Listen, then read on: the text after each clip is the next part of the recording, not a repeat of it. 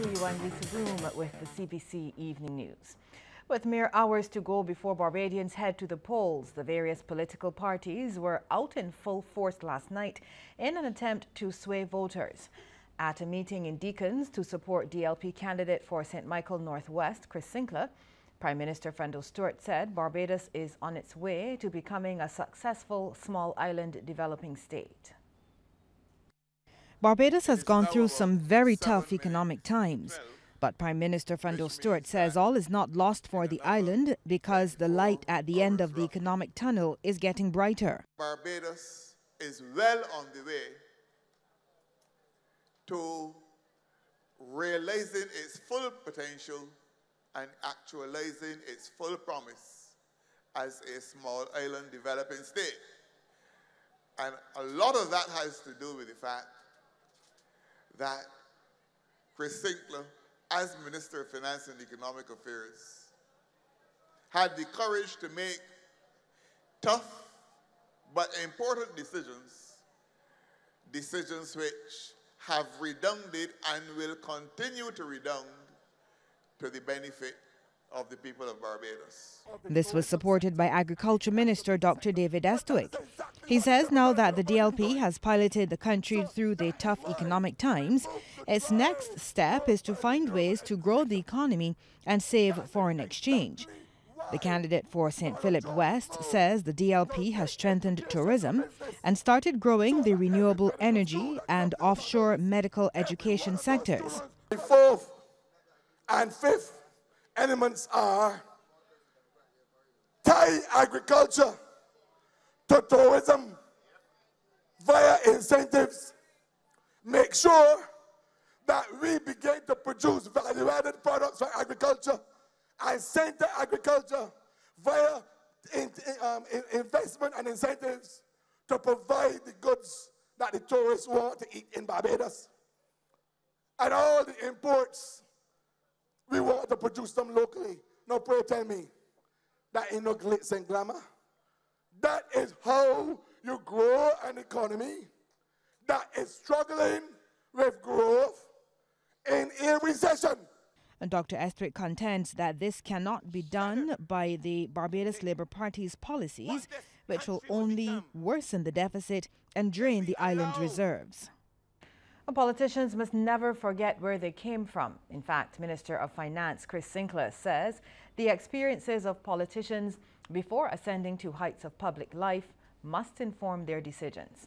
He was taking advantage of one of his final opportunities before Thursday's election to appeal to constituents in St. Michael Northwest to elect him. You have to remember the grounding that you had. When you become an MP, you can't forget where you came from. That has to inform your character. Your character can't define where you came from. Where you came from has to define your character. And that is what I am. And that is why in our programs, in this booklet, you can see some of the strongest social intervention programs. Whether it's the Lost on Week Scholarship Program, we have given out more than 500 scholarships to deserving students in this constituency over 10 years. And as Barbadians prepare to head to the polls in the morning, the Barbados Labour Party is still citing discrepancies with the voters' registration lists. This was the charge of leader and candidate for St. Michael Northeast, Mia Motley, at a meeting held in Eagle Hall. Anne-Marie Burke reports. Despite the CCJ's ruling last week to allow CARICOM nationals the right to vote in tomorrow's general election, the Barbados Labour Party is charging that there are some CARICOM nationals who have still not been allowed to register. Added to this, the registration problems have also been plaguing residents of the island. And leader of the Barbados Labour Party, Mia Motley, assures she will go to all lengths to ensure every voter is registered. We have said that anybody whose names are off that should be on, please contact us no later than midday tomorrow. If we have to move the court, we shall move the court, Gregory Nichols. And I'm going to give you this information tonight so you can go home and start drafting, because a Bajan cannot be disenfranchised in this way. Ms. Motley was speaking at a national meeting endorsing BLP candidate for St. Michael West, Joseph Atherley. And if there's any doubt as to the integrity and accountability of the BLP to lead the country out of the current economic crisis, Atherley has asked Barbadians to look to the party's manifesto, which is pinned on offering mechanisms to lift the standard of living. One such proposed mechanism is an increase of the minimum wage. There's provision for a minimum wage for varied sectors across this economy, not just those service station attendants, but others as well. But it is wider than simply a minimum wage of 8 something per hour up from 6. But it's the whole philosophy, the concept that there must be an economic minimum, a financial minimum below which no family in Barbados is forced to live. Anne-Marie Burke, Cbc News. Barbados Labour Party St. Michael Northwest candidate Neil Rowe says this country has regressed during the last 10 years of governance by the DLP. He was speaking at his party's national meeting in Eagle Hall last night, where he assured that once elected tomorrow, progress will be restored. About progress, but what they should put here is regression. They should put regression here and not progress, because under this government, the people of Barbados haven't progressed in no way under this administration. In no way. Barbadians haven't progressed under the Democratic Labour Party. But I can assure you that when the Barbados Labour Party is elected on Thursday, May 24th, with a lady by the name of Mia Amor Morley, we will show the Member of Parliament of St. Michael South what leadership is about. The United Progressive Party intends to place more emphasis on the skills and talents of Barbadians, encouraging them to be entrepreneurs instead of employees. UPP leader and candidate for the city of Bridgetown, Lynette Eastman, says that's one aspect of the party's strategy to further tap into the country's underutilized potential.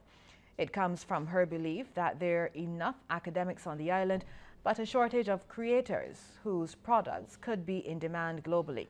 She was speaking at a meeting in My Lord's Hill in support of UPP St. Michael East candidate Paul Fort.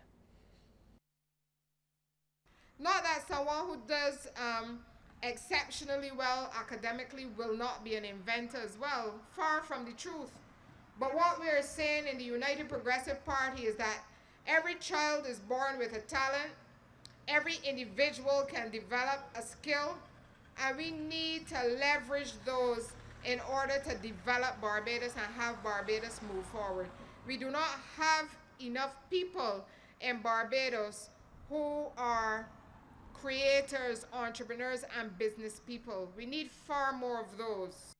Solutions Barbados candidate for St. John, Sharon Boyce Martindale, says her party is one of firsts. Speaking at their candidate launch in Queen's Park last evening, Ms. Boyce Martindale listed how her party is breaking barriers in this political campaign. Solutions Barbados is the first political party to have 13 women as candidates in a general election.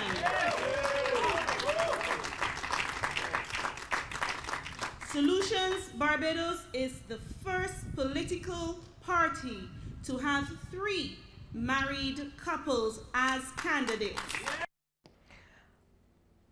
And coming up, more from the campaign trail as candidates get in their last lap before the voting. And stay with CBC TV 8 for a heated debate between the 4 main parties of the campaign issues. And that's coming up on the X Trail at 8:30. Stay with us. With just 1 day to go before the national poll, Democratic Labour Party candidate for St. Michael North, Kim Tudor, was still out in the field working hard. Shane Jones caught up with her and another candidate on their last laps today. First-time candidate Kim Tudor told us she was hard at work since 4 a.m. making sure everything got done before tomorrow. When we caught up with her, she was leaving her constituency office with a team to erect some signs. we cleaned up our area and we put some cans there and we are putting some signs because the community and us have agreed that we are going to keep it cleaner, and so the signs are just to remind them of their commitment to their own community to keep it clean. So these are the signs that we are right about to go and install. Ms. Tudor plans to leave a lasting mark on the lives of her constituents. I'm not leaving any resident or any constituent of St. Michael North behind, and of course we are busy still dealing with projects. I am not as focused on motorcades because I think that the money spent on motorcades, 5 motorcades, is better spent in the community. Yeah. So I am busy last lap dealing with signage, still debushing, still meeting constituents and so forth. So quite busy. And finally, how confident are you? I am very confident.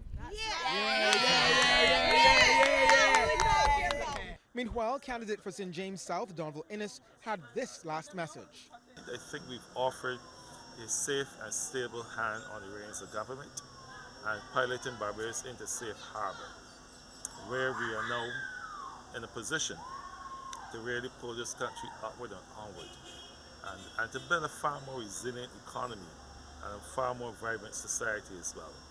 And certainly for me, in the last day is about ensuring that we stay in touch with those who have become energized, the few who are still undecided, and say to you, come on out and cast your X. Polls open at 6 a.m. Shane Jones, CBC News.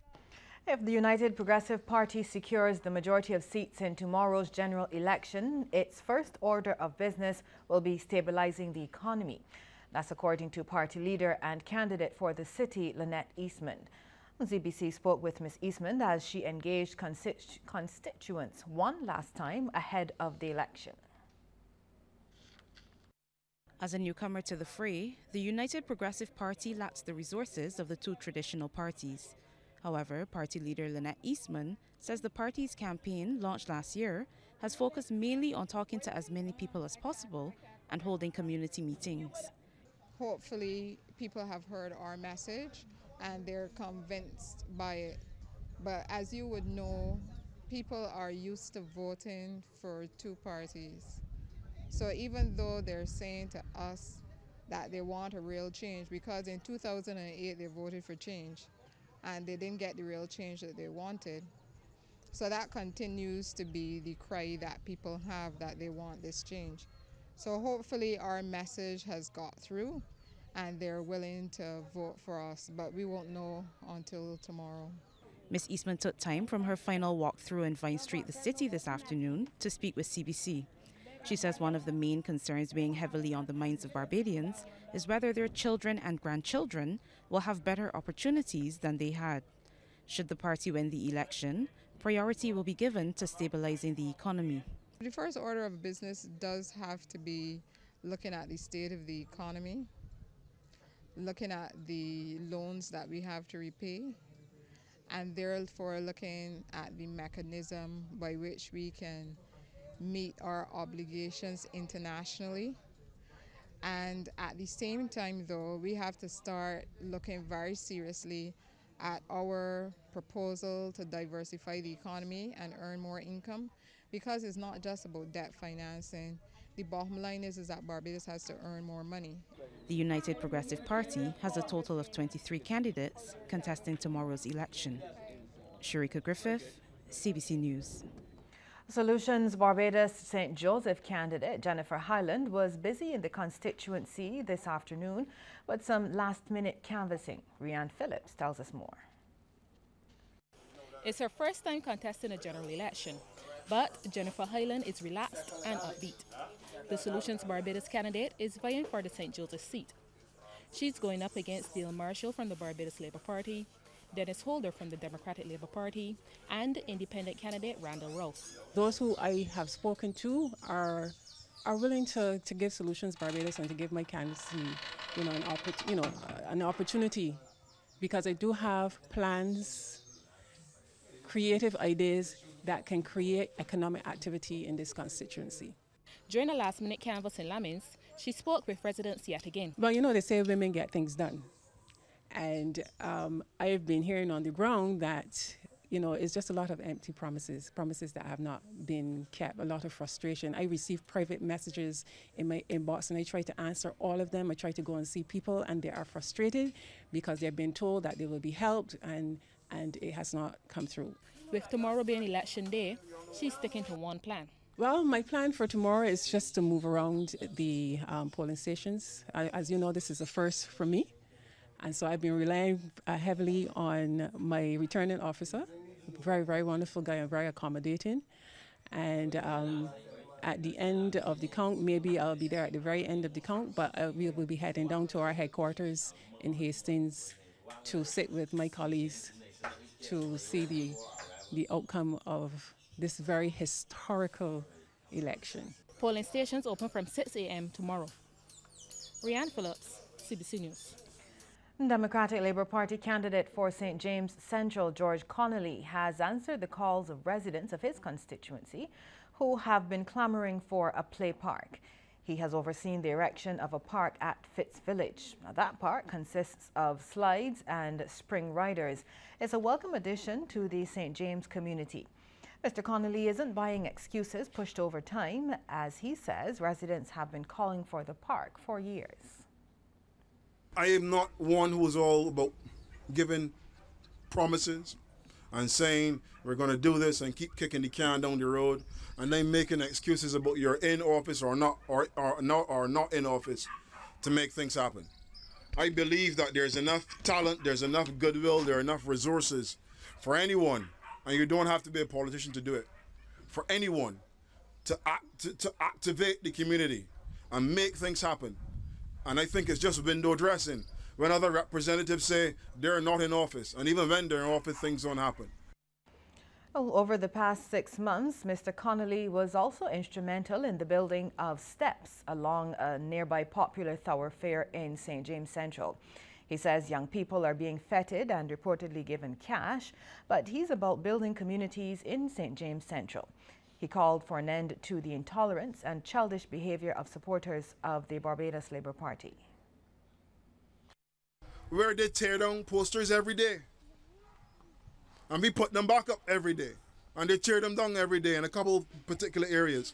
But I'm saying to the other candidate, the day that I see a poster get off a wall or a pole and go in a voting booth and vote, that's the day that will upset me. Until then, it is just paper. The real work is done underground with the people. And the register for tomorrow's elections has been published and is available for inspection. Chief Registering Officer Angela Taylor says it may be examined at the Public Library in Independence Square and at the Electoral Department at Warrens Towers in Warren.